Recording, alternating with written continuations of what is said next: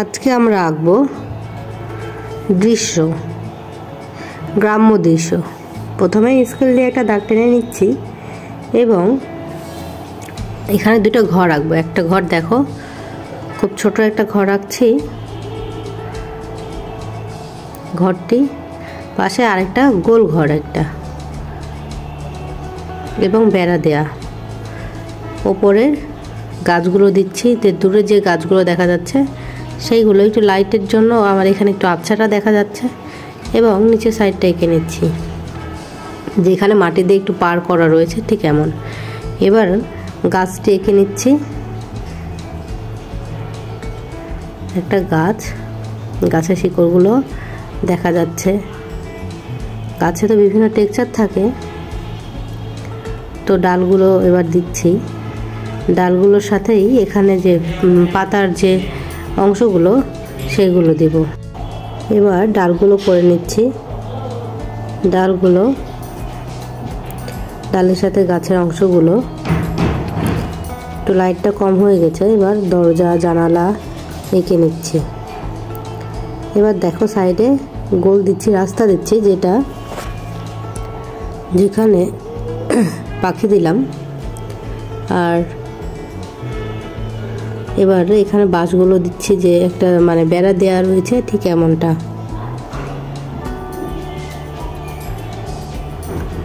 এবং গাছগুলো দিব। এখানে একটু লাইটটা কম পড়ে গেছে, আমার একটু ডিস্টার্ব হচ্ছিল আঁকে লাইটের, সেজন্য।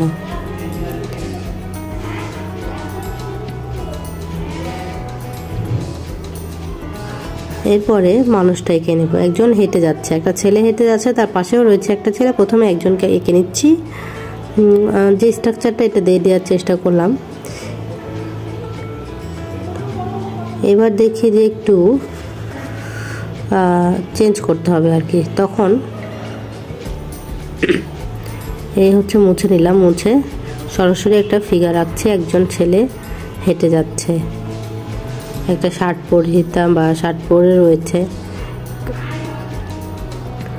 এবার জুতোটা দিব এবং পাশে আরেকজন।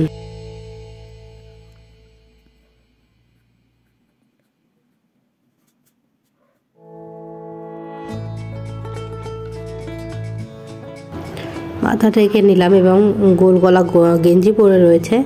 এবার বডি শেপটা দিচ্ছি, হাতটা করে নিলাম, হাত এঁকে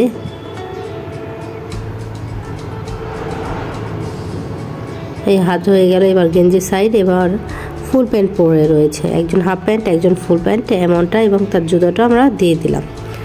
মোটামুটি আমাদের আঁকা শেষের দিকে।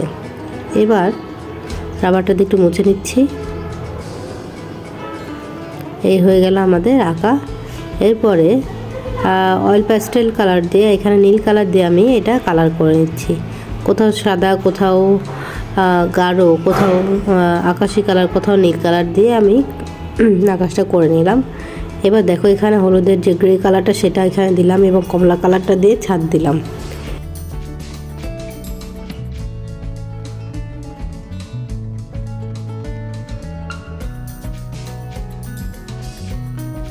এবার ভেতরের কালারটা আমি এখানে ব্রাউন কালারটা ইউজ করছি। ব্রাউনের সাথে একটু হলুদটা মিশাবো।